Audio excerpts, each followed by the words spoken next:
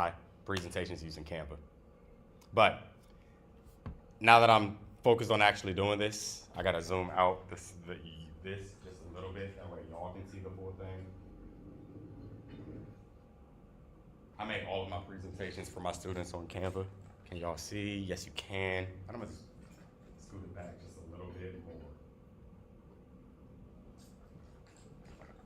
Okay, perfect. That's it. I just gotta show the screen. Is this the right way? Is it that way? There we go. A little bit less. I should probably like get markers in my room and like mark off the spots. Today, I'm talking about the parts of the guitar. Let me restart. Recording in progress. I'm not looking at the chat anymore, so read the sign as it goes across.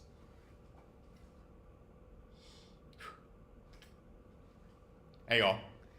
Today we are going to be talking about the parts of the guitar, just in case you missed the lesson where I talked about it.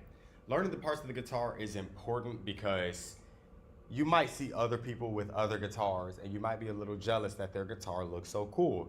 And you might wonder what makes their guitar different, what makes their guitar better. It's better if you know the parts of the guitar, that way you know what you're comparing. So let me grab my guitar to show you the parts of the guitar. I do have the PowerPoint up here, and I took this directly from Sweetwater. Shout out to Sweetwater, I gave them a little bit of credit. But they had the parts of the guitar right here. I kind of hid it when I made mine. I only wrote down the parts that we'll kind of be seeing on our guitars. So the guitar anatomy is very similar to our own human anatomy, our own human physique, if you will. This is the body of the guitar, this is the neck, and this is the head neck, body. It don't got legs, it don't got arms, but we'll talk about that.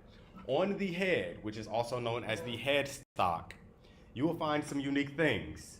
These knobs that are twisting out of it, and the brand. The brand of the guitar that I'm holding is a Fender acoustic guitar. The specific model is not that deep. It's a Fender acoustic guitar.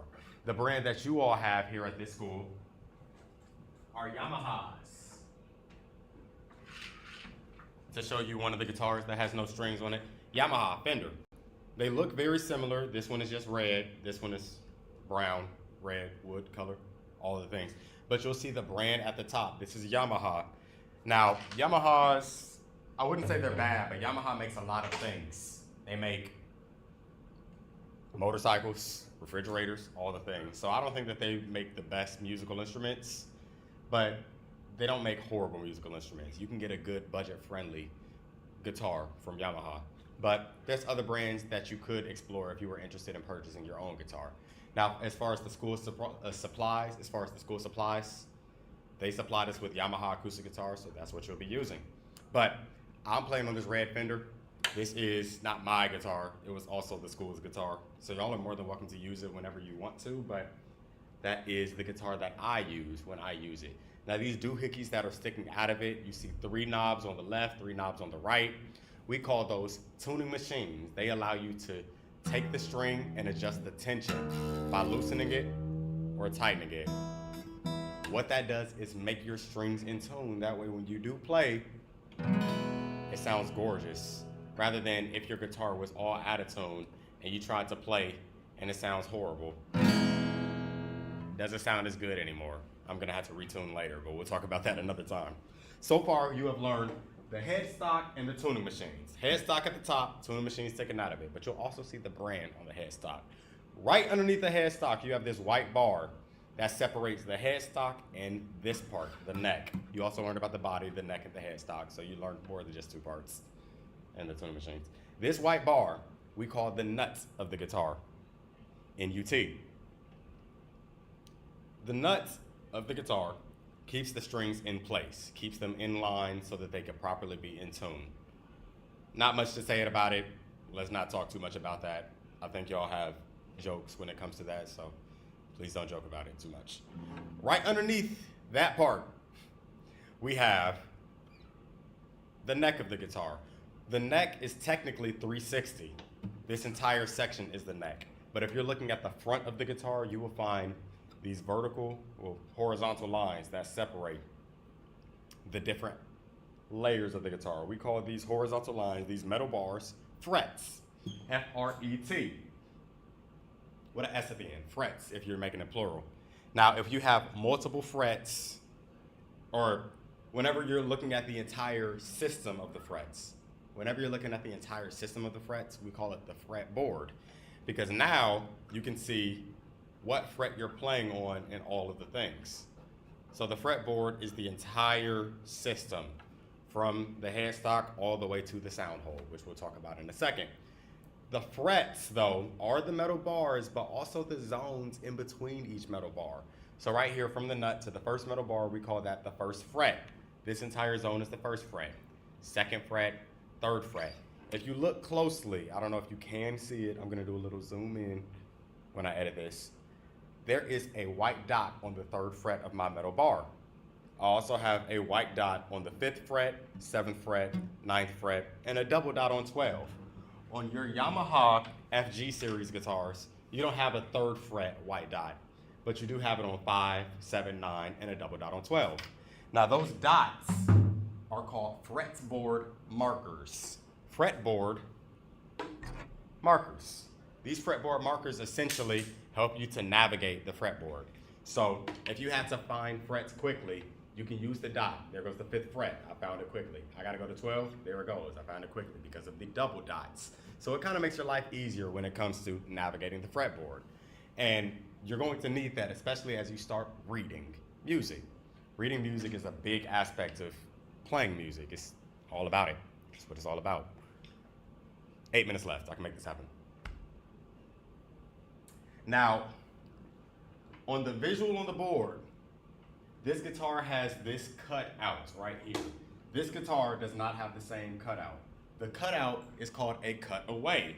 It allows you to play higher frets. So right now, my guitar allows me to reach up to the 15th fret without running into the body of the guitar. So I'm not able to play the higher notes on my guitar. But if I were to reach up a little bit higher with a cutaway guitar, I could play it a little bit more comfortably without having to touch this part of the guitar. It's just awkward to play it on these types of guitars. But if you were to buy your own guitar, your own acoustic guitar, I recommend getting a cutaway because it allows you to play higher notes. Now, all or most electric guitars have a cutaway. I'll show you a few electric guitars. For example, say, this is a student's electric guitar, and as you see, it has this cutout right here, which allows you to play the higher notes, the higher and higher up that you get. You can play and reach all of the notes of the fretboard. Unlike the acoustic guitars, you will be doing it awkwardly, as you see, if I could put both of them in the frame. Bam. So, cutaways is a part of it. I'll be showing you a few more electric guitars towards the end of the video for comparison's sake when we start talking about all the different parts of the guitar. We're close to being done, y'all. We're close. So close to being done with the parts of the guitar. So the cutaway. You took a little cut out of the body of the guitar. Just a brief review before I continue. This is the body of the guitar, the neck of the guitar, which also houses the fretboard. The individual frets are just the lines, the metal lines, or the space in between each metal line is how you number the fret. So you got fret 1, 2, 3, a dot on the 5th fret, which those dots are called fretboard markers, on the 5th fret, 7th fret, 9th fret, and 12th fret. Right above the fretboards is the nut of the guitar, which is connected to the headstock. The headstock has a lot of valuable information, such as the brand, the machine, tuning machines, and yeah. Let's talk about the body. You got this hump, and you got this bigger hump. The top hump, we call the upper bout, and the bottom hump, we call the lower bout. So we're working our way through. We've talked about the headstock, tuning machines, nut, neck, fretboard, frets, cutaway, which this guitar does not have. Upper bout, which could have a cutaway in it if you buy your own guitar. Lower bout, which are these things right here. And then we're working our way to the rest of the body. This beautiful black design that I have right here is what we call the pick guard. So whenever you're playing guitar, most people who play guitar use a little chip-like device that we call the guitar pick. Now, the guitar pick allows you to strum specific strings.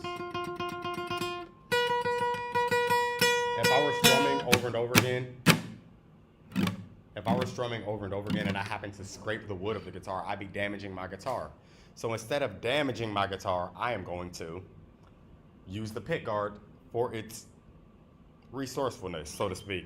I'll scratch up the pick guard, I can replace the pick guard. But if I scratch the wood and keep scratching the wood, I'm digging into the wood. And the face of this body, this part of the guitar, thinnest wood on the guitar. So if you scratch it up enough, you'll essentially damage it. The sound won't be sounding as good as it needs to be. So things to keep in mind. Every guitar has a pick guard, or most guitars, most acoustic guitars and electric guitars have a pick guard on it. If it doesn't have a pick guard, you might see a different set of strings on your guitar. And that different set of strings are probably nylon. Nylon strings are usually played with your fingers, not with a pick. So you wouldn't see a pick guard on those guitars, but we'll talk about it when that time comes. Next, we're looking at the strap buttons on the bottom of your guitar, and sometimes connected to the upper bout. You will see strap buttons where you can connect a guitar strap and hold your guitar by a guitar strap without having to hold it or prop up your leg in order to play and all the things. So it makes life a little bit easier. Guitar straps. This itself is the strap. Strap connected to the strap buttons. Strap button right there. Strap button right here. Working our way through. Bridge and saddle. Right here, this wooden bar, wooden plate attached to the body is what we call the bridge, and the white bar is the saddle. So the strings run from the bridge over the saddle, over the sound hole, over the neck, over the frets, through the nut to the tuning machines. So pretty much your guitar strings only make 2 points of contact, the nut and the saddle. Interesting concept. Lastly, I already talked about the strings. We have 6 of them, 6 strings. And I'll talk about the letters of these strings and all of that in the next video. That way I'm not overloading you with information. And then you have the sound hole. So those are all of the parts of the guitar. Sound hole, bridge, saddle, strings, pick guard, the body, lower bout, upper bout. If you have a cutaway, that is a cutaway. This is the neck. On the neck, you will find the fretboard, which is the system of these metal bars and the space between each metal bar, which tells you what fret you're on. The nut, which is the white bar, tuning machines, and the headstock. Those are all the primary parts of an acoustic guitar. And in this class, I teach you all about acoustic guitar. If you have an electric guitar, though, there are a few parts that kind of look better and kind of look cooler. So to show you about that really quickly, I'm going to grab a couple of electric guitars for comparison's sake.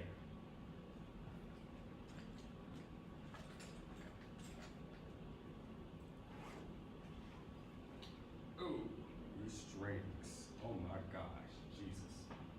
That needs to be fixed ASAP. I showed you this electric guitar. Something I want you to notice.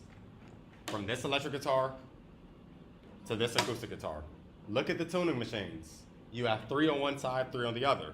But on an electric guitar, you have 6 in line. Now, most electric guitars will have the tuning machine at the top, depending on how you play it. And that is a sign of if it is a left-handed or right-handed guitar. This is a Yamaha Pacifica electric guitar, which has the tuning machines at the top. But I want to show you this guitar. The brand says Leo. I don't even know what that says.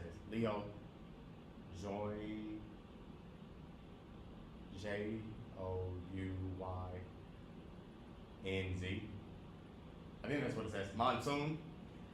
If you actually pay attention to the tuning machines, they face different directions. These tuning machines are at the bottom, but both of these are right-handed guitars. Tuning machines at the bottom, tuning machines at the top. Quite intriguing to look at. So just things that'll make it comparable.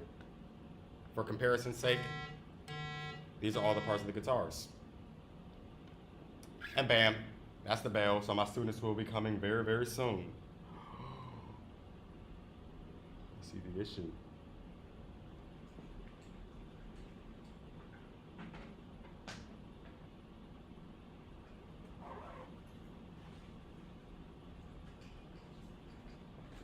Last electric guitar, for example's sake, this is a Maestro electric guitar. And this is still the Yamaha Pacifica, still in my hand. This actually has the 3-in-3 headstock tuning machine combo. like how this one has the 6 in line. So for comparison's sake, you can see it. And the body of these guitars are very intriguing. This body compared to this body. You can see the upper bouts look different.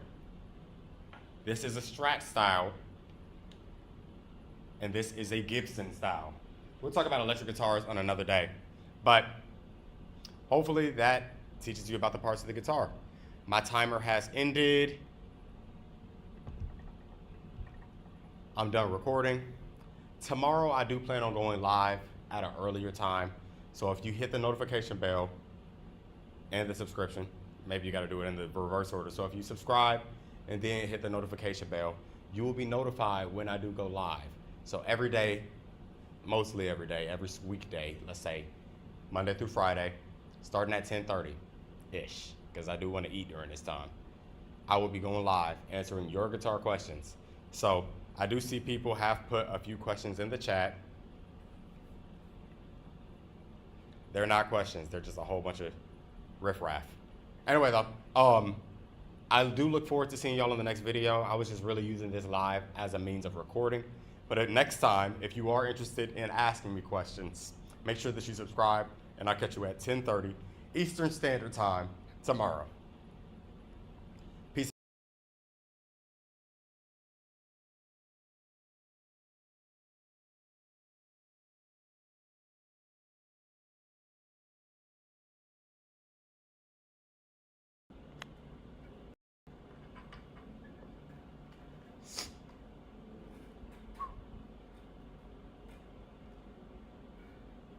Hey y'all.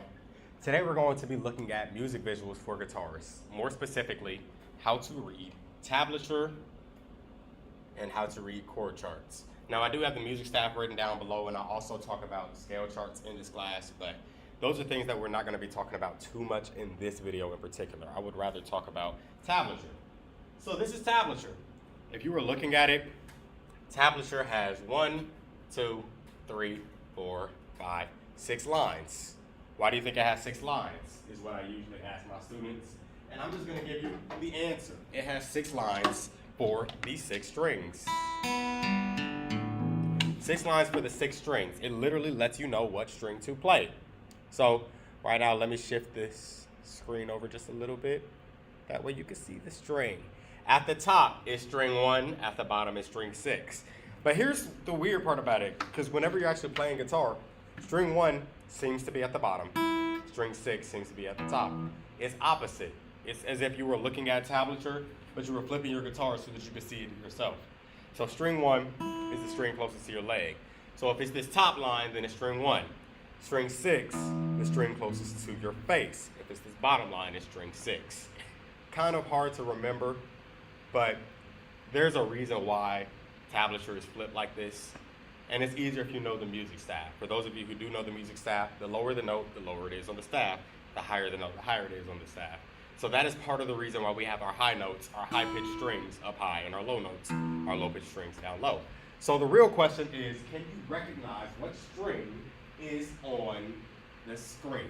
I'm gonna have it highlighted for you. That way you can easily recognize it, right? What string is this?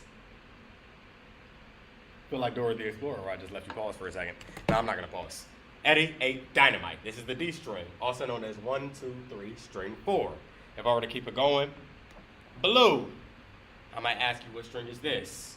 1, 2, 3, 4, 5. This is string 5, also known as the Eddie 8. The A string, Eddie 8, the A string. What string is this? From the top, we got 1, 2. This is string 2. This is our B string. So I'm gonna go back from the top one more time and play it for you. Here is 1, 2, 3. Oh, gotta go back one more time. I just pressed the button. Here is 1, 2, 3. String 4 sounds like this. The D string. Up next, we got 1, 2, 3, 4, 5. String 5, the A string. Eddie 8 sounds like this. Moving on one more time. The B string. 1, 2. String 2 sounds like this. And that's if I'm not pressing anything down. All the way at the bottom. Remember, if it's all the way at the bottom, it's the string closest to our face. So that string is this one right here, the low pitch E string. What do we have up next? All the way at the top. Again, if it's all the way at the top, it's string 1, the string closest to our leg.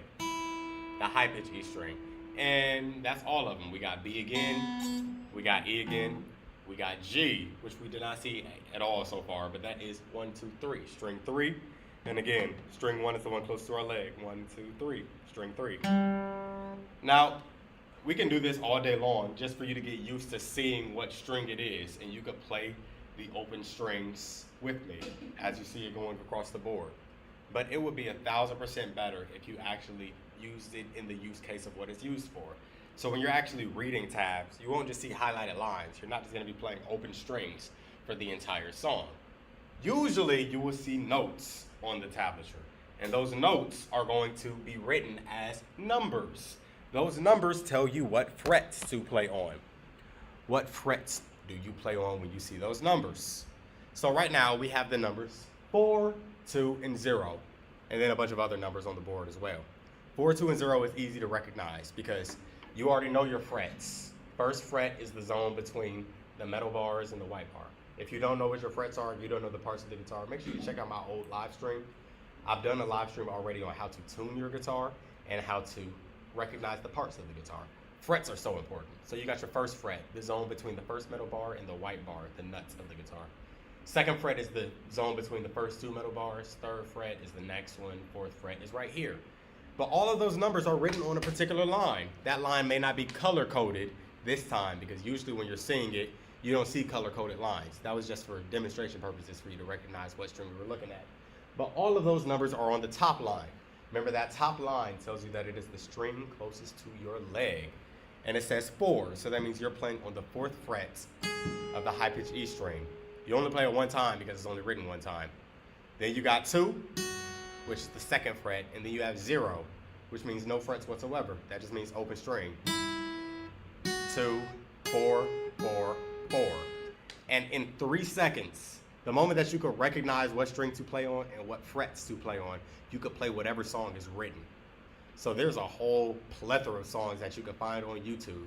You can type in guitar tabs and you will find a whole plethora of songs. Easy guitar tabs, beginner guitar tabs, and you'll find a whole slew of songs, a whole bunch of songs that are just simple songs like this, simple melodies like 4, 2, 0, 2, 4, 4, 4, and you will already know what song that is. I played it twice.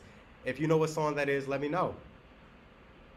Yes, it is Twinkle Twinkle Little Star. No, it's not Twinkle Twinkle Little Star. It's Mary Had a Little Lamb.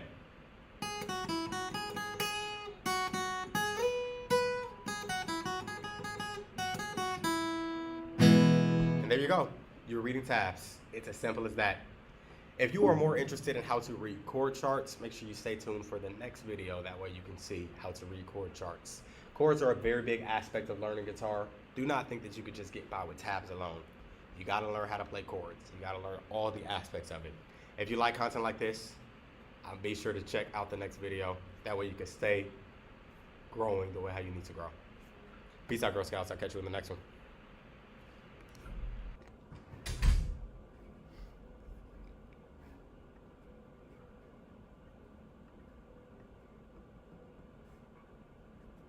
Okay.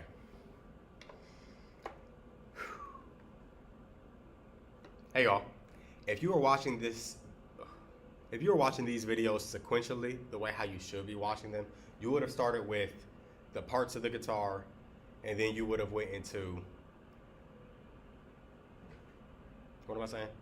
You would have started with the parts of the guitar, and then you would have went into how to tune the guitar.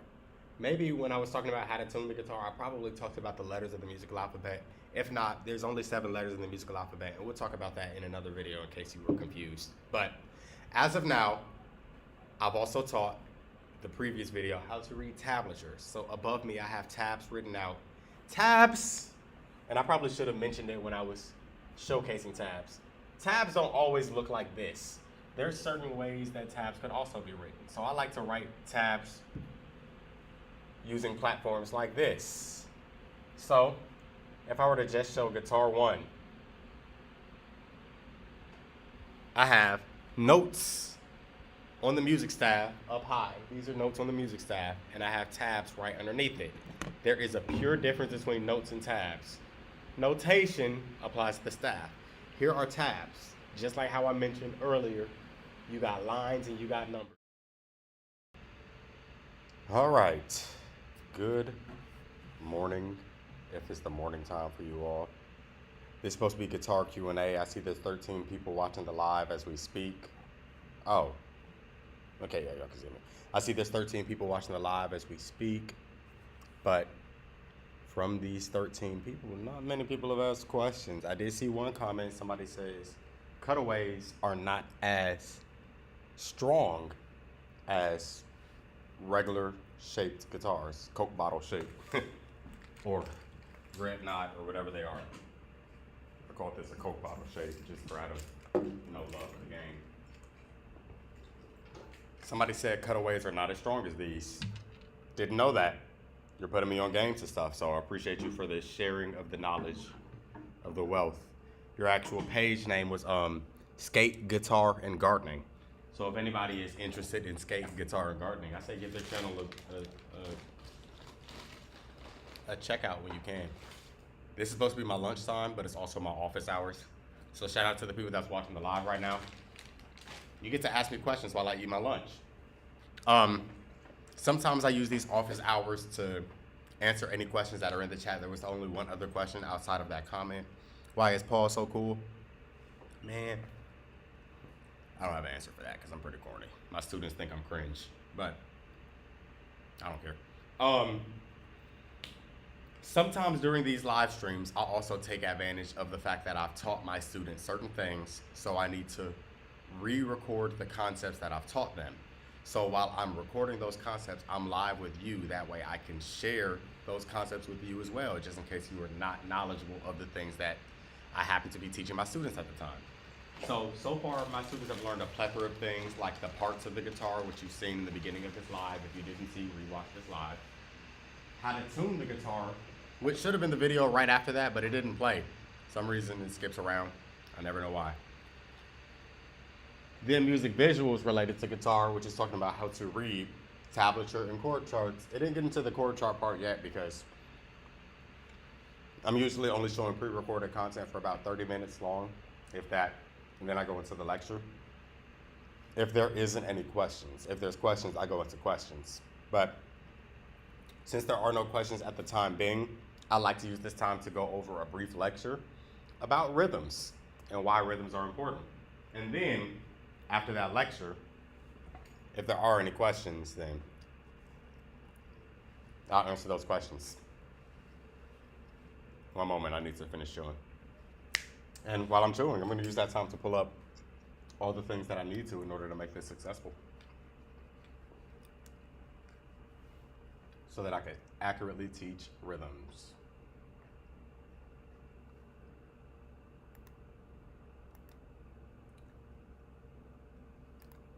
I need to charge this. Lagging. Edit. Copy. Teacher login. You click. Uno momento, por favor. Bam. Logged in. Okay, so today the concept that we are going to talk about. I saw your question. I just assumed that. Not cool. Just assumed it was a joke. Today the concept we are going to talk about is rhythms. And I like to use this platform in order to teach rhythms. It's pretty great because you can actually look at notes and hear the notes as they are playing rhythmically. In the beginning,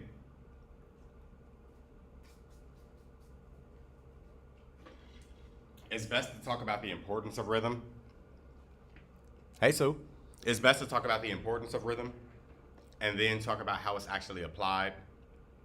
And then it's good to actually practice rhythms on a consistent basis, which is why I like platforms like this and sitereadingfactory.com, because it allows you to revisit those concepts over and over and over and over and over again. So I'm going to get myself together before I actually start recording. When I start recording, you'll see some words go across the screen saying that there's recording in progress, and all the things. I might need to shift the screen up just a little bit higher.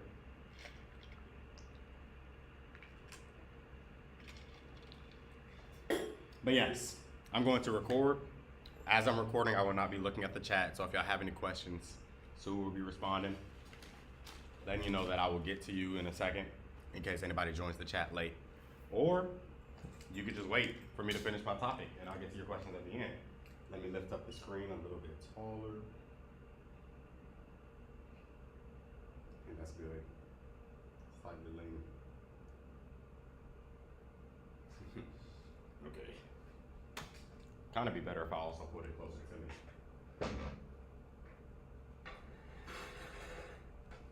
Okay. Judging it. And great. Let me move my Wendy's bag out the frame. Sorry, y'all. Don't judge me. I got a lot going on at this school. Bam. All right. Now it looks bad for the live. I guess I could just adjust that on the live. Perfect. Okay. Recording starting now. 3.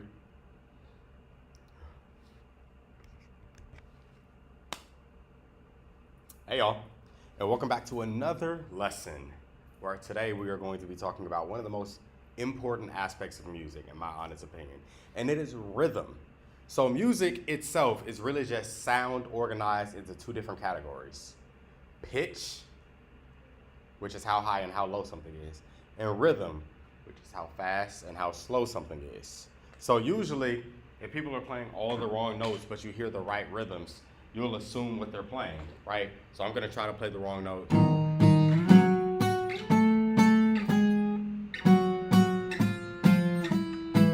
gonna do that again.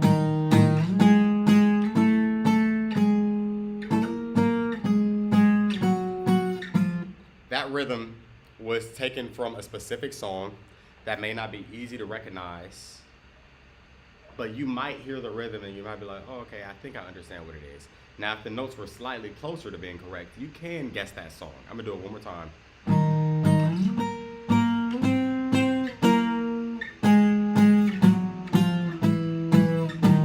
I played more wrong notes at the end. I played a few more right notes that time. Playing the few right notes probably got you closer to guessing what song that was. And that song was Twinkle, Twinkle, Little Star. The rhythms give it away more than the notes, in my opinion. I could have been playing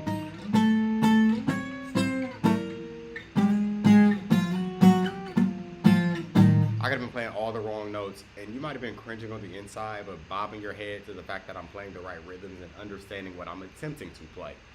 Rhythm is arguably more important than anything. Rhythm is the pace of what you play. Really, more so tempo is, but rhythm in general is the pace of what you play. And I often like to say music is very synonymous to a language. Music is a language. Music is like speaking through your instrument. The instrument is an extension of your voice. And the rhythm at which you speak is what can get people listening to you or can get people confused by what you're doing. Case in point, if I was talking very slowly, you might scroll past this video because I'm just speaking a little too slow for comfort. Or if I was talking very fast, you might think that I'm talking too fast and you might need to have to go back a couple times to understand what I'm trying to say because I might be speaking a little bit too fast for your understanding. But I like to keep a good pace in between both of those things. So rhythm essentially encompasses the speed and the complexity of how you approach what you are playing. I'm not talking about pitch-wise. I'm not talking about how high or how low it is, but I'm talking about rhythm. Everybody should know about rhythm. And rhythm is very intrinsic, in my opinion. Like, I think everybody, unless this is just my culture, living in the South, everybody has had that teacher who's like, class, pay attention, and then they start clapping and the class is supposed to respond. Then the class.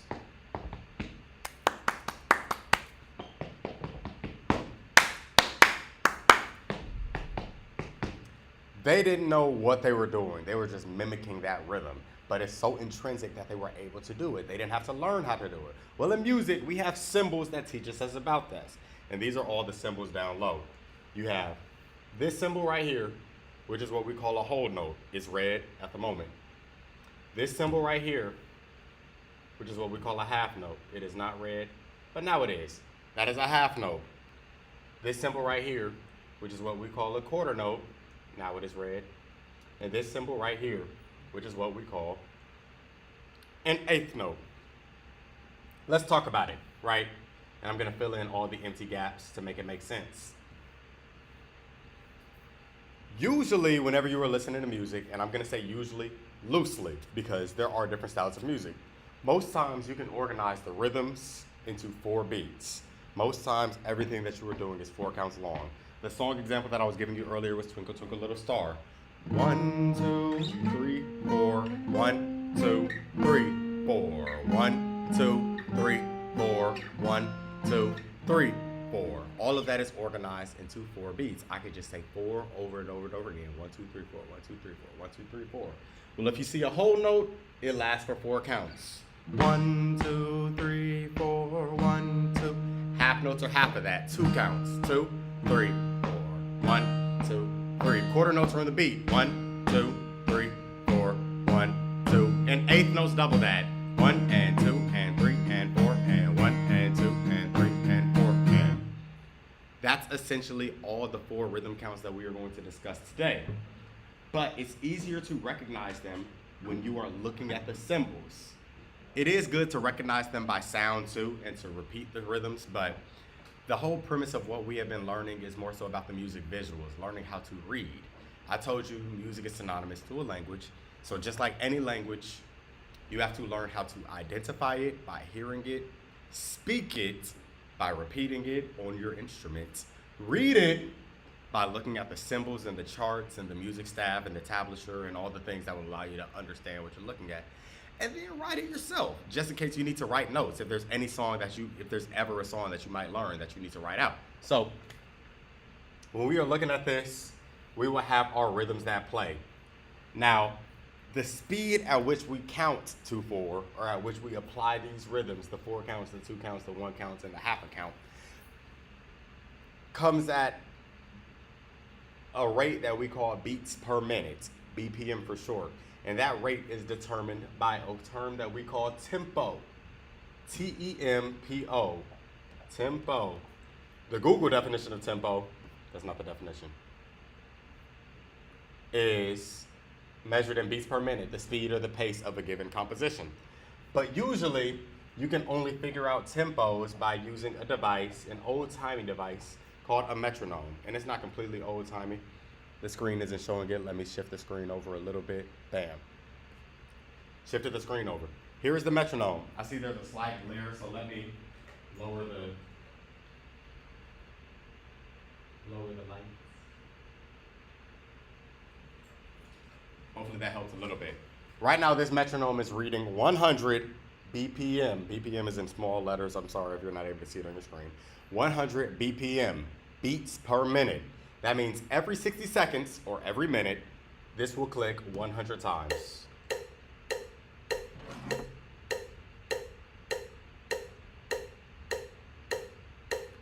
Now, if you speed the numbers up, if you go to a higher number, that means every 60 seconds, it'll click 140 times. Or lower, every 60 seconds, this will click 68 times. So the lower the number, the slower the pace. The higher the number, the quicker the pace. As we are looking at these rhythms right here, we're going to look at it at 100 beats per minute as the tempo grid shows right there. Let me show the full thing, that way you have the visual.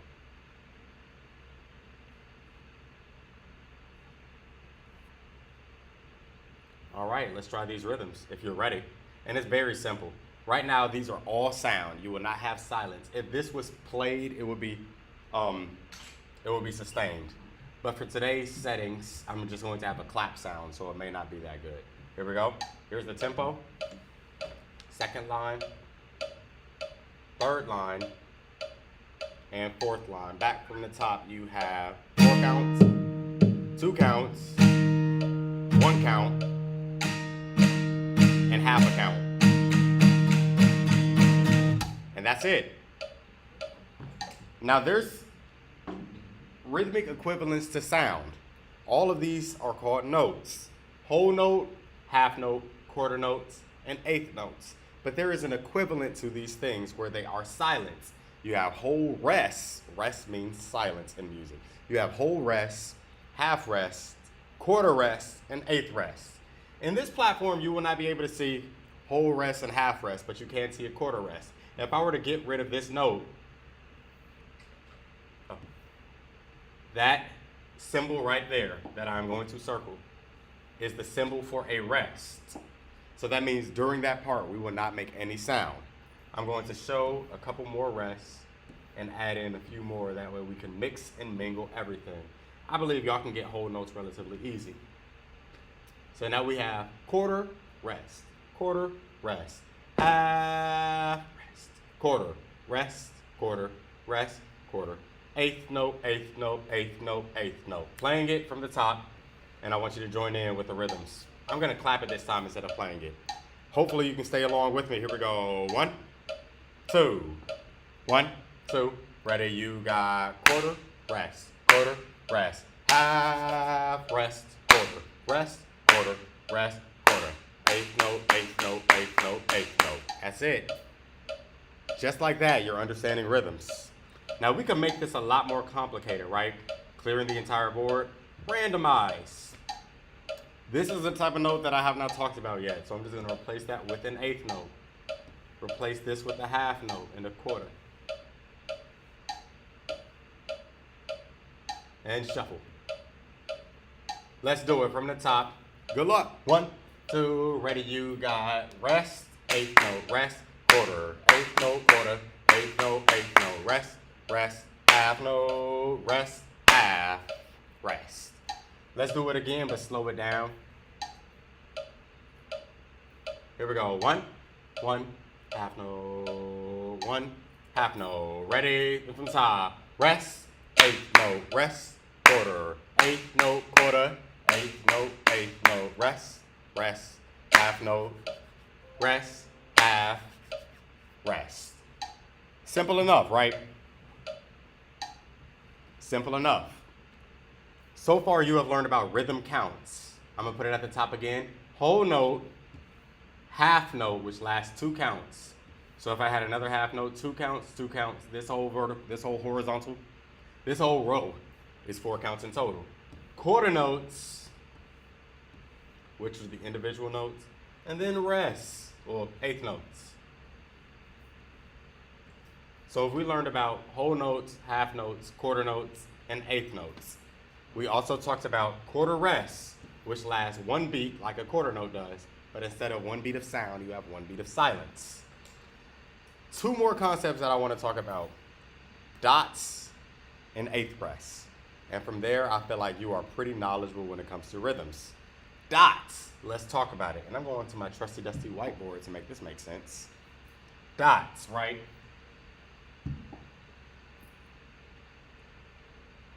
Yeah, let's load the last unsaved file. All of this, right? Full letter notes. I have a whole note. It's just a circle. You don't see it. A whole note. It lasts 4 counts. 1 through 4. Now, another way of putting it is to just write down the word 4 counts. But remember, whenever you're counting rhythms, you always start from count 1 and count for 4 counts each. Now, whenever you see a symbol like this, very complicated symbol, it's a dot. In music, what do we call it? A dot. We add that dot to the rhythm itself. So that is a dotted whole note. Dots add half of the value. So half of 4 counts is 2 counts. But you're adding that to the original value that it was. So instead of it being 2 counts, it's 2 counts plus the original 4 counts, totaling 6 counts. So if you see a dotted whole note, it gets 6 counts. Whole note by itself, 4 counts. Add a dot, you added half the value, which is 2, to make it equal 6. Let's do that again, but let's do it this time with a half note. That is my lovely half note. May not look that good, but I didn't take art class. Half notes get 2 counts. You add a dot, half of 2 is 1. Put it together, This gets 3 counts. I'm gonna make my one look a little bit more legit. 2 plus 1 equals 3. And that same concept could apply to quarter notes as well. Here is my quarter note. It gets 1 count. You add a dot, now it gets 1.5 counts. It's essentially the same thing as writing, making that small, maybe slightly larger. It's essentially the same thing as writing an eighth note, an eighth note, and an eighth note. Here's my quarter note. Quarter notes last 1 count, eighth notes last half of a count. So 2 eighth notes will equal 1 quarter note. Showing that one more time, getting rid of you. 2 eighth notes will equal 1 quarter note. 2 eighth notes equaling 1 quarter note. Well, if I were to add a dot, now it's like adding 1 more eighth note to it. So now it gets 1.5 counts. As I wrote down,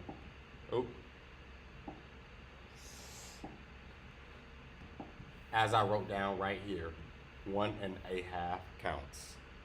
So let's look at that when it comes to actual rhythms. Oh, one other thing that I forgot. Sorry, gotta go back to my whiteboard. One other thing that I forgot. I showed you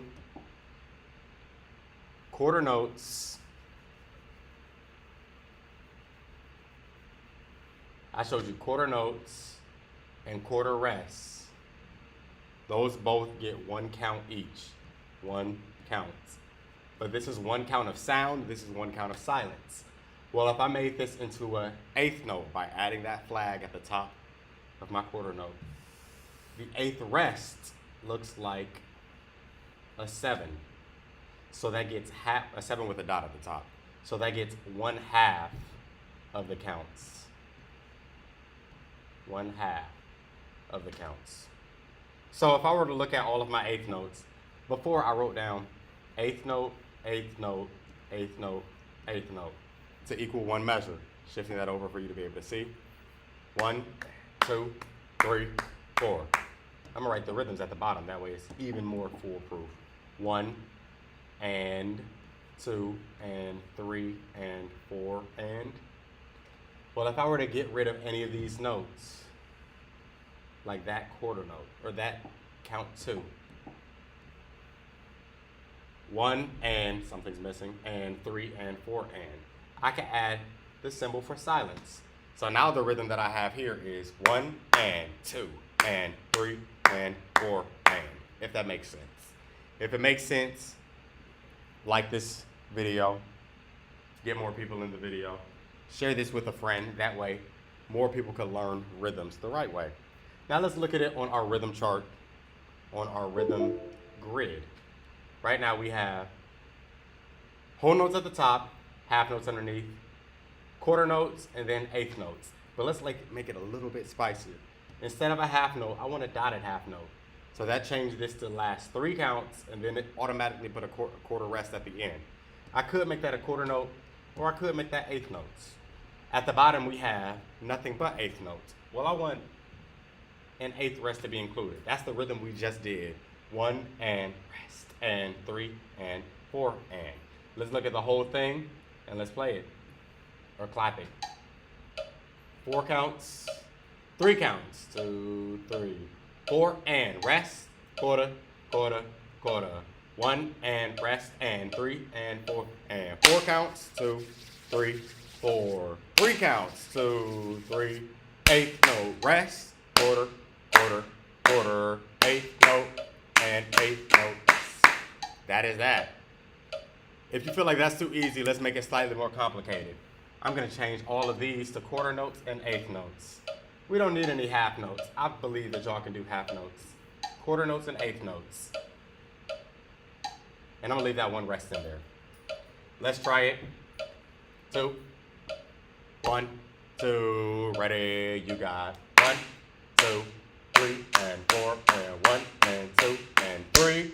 Eighth note, rest, quarter, quarter, quarter. Eighth note, rest, eighth note, eighth note. Easy enough, right? If you got that, like the video.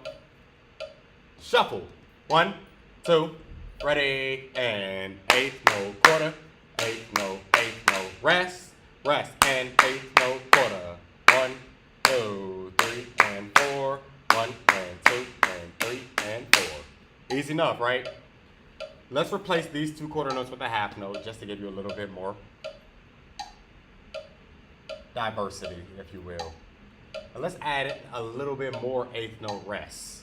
I'm only gonna add 2 more. Shuffle, shuffle, shuffle. From the top, 1, 2, last 1, 2. And eighth note rest, and quarter, eighth note half, 3, 4, and eighth note 2, 3, 4, and eighth note 2, 3, and 4. That's it. This time I'm not gonna clap it. I just want you to do your best. 1, 2, 1, and 2, and ready, and go. Eighth note, and quarter. Eighth note, half, 3. Eighth note, quarter, quarter. Eighth note, 2, 3. And a 3. Eighth note, 2, 3, and. Rhythm's at its finest. Now, rhythm can be very challenging, but I think it's good to look at rhythms every single day. Now, why does this matter to guitarists? When you are playing songs, you have to play at a certain pace. And when you are playing, oftentimes you might be doing strumming patterns if you're playing chords. So let's say I'm playing Hey Ya.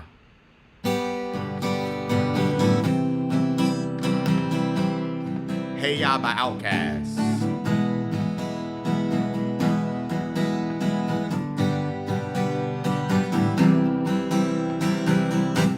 I don't know if you hear that rhythm. Bow.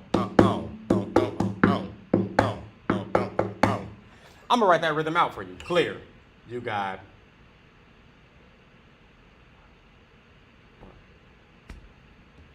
You got 1, 2, and 4, and. Over and over again. I'm gonna write it out over and over again. That way it's clear as mud. Clear as day.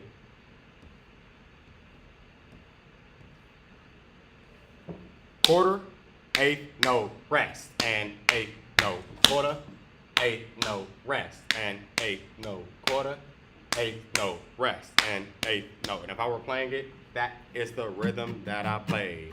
Quarter, eighth note, and eighth note, quarter, eighth note, and eighth note, quarter, eighth note, and eighth note. That's the rhythm. Now, how I approach it, the strumming pattern itself, the direction of my arms matters. But I'm not talking about that today. I'm only talking about the rhythms. We will get into strumming patterns in a later video lesson, so please make sure that you are watching these review lessons. I'm making them specifically for you to get better at guitar. So if you ever missed a lesson, the lights turned on. Motion sensor lights. I'm making these videos specifically for you to get better at guitar. So if you ever miss the lesson, it is recorded and it will be posted for you to follow along. Catch you in the next video. All right, live, that was a long recording. I'm probably going to have to. That was a long recording. I'm probably going to have to shorten that, like trim out a lot of the fat. Anytime that I repeated myself too often. And put in a few more practice examples when I actually post that video on YouTube and post it in the students' learning platform. But within these last 6-ish minutes before my students come in, the students come in at 11:36 and it is 11:30-ish right now. I'm gonna look at the chat to see if there's any questions or comments. Thank you for keeping the people engaged. Shout out to JMP. Thank you for joining. Thank you, Mads, for the compliment. I do feel like I'm a good teacher. I don't know if my students feel the same way, but I do feel like I'm a good teacher. I am in Atlanta, Georgia.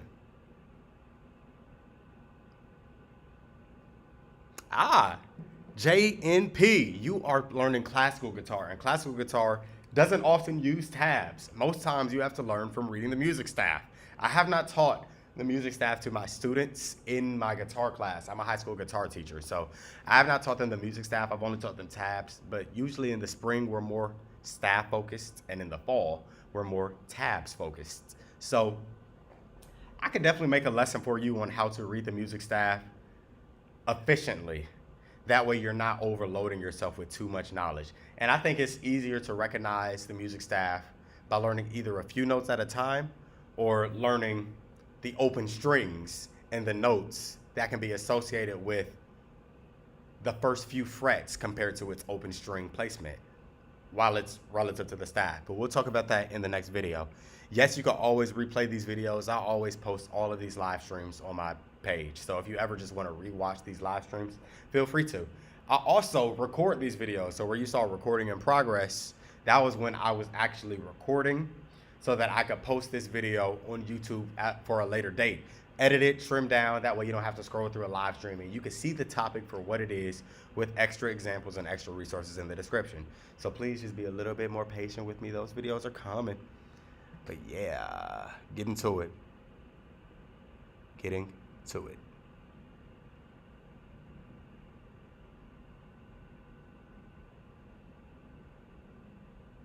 But yeah, tablature is a great place to start, as Sue said, for finger placement, especially letting you know where exactly to play on the guitar.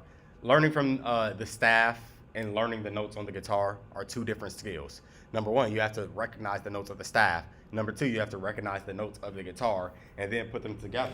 And then who's to say the note that you figured out on the guitar is placed at the place that you place it? Because the first fret of B is the same note as the 5th fret of G, which is the same note as the 10th fret of D, which is the same note as the 15th fret of A, which is the same note as the 18th fret of low pitch E. All of those are the same notes. So if you're looking at it on the staff, how do you know which one to play?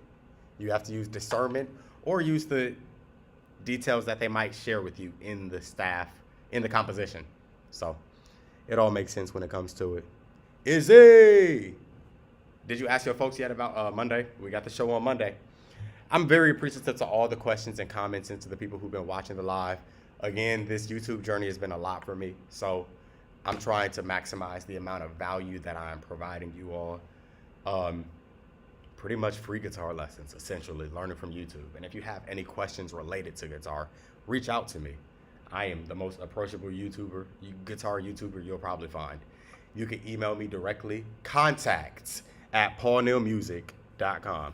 Contact at the name of this channel that I'm typing in the chat, contact@paulneilmusic.com. Email me any of your questions, and I promise you, I will get back to you.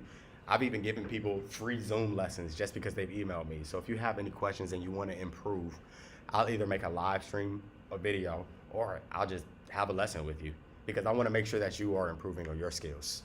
Anyway, though, if there's any more questions, I have about 2-ish minutes left. Ask your questions. Hopefully I can get to it within the last 2 minutes. If not, that's funny, Izzy. If not, then, you know, oh, just listen to me play.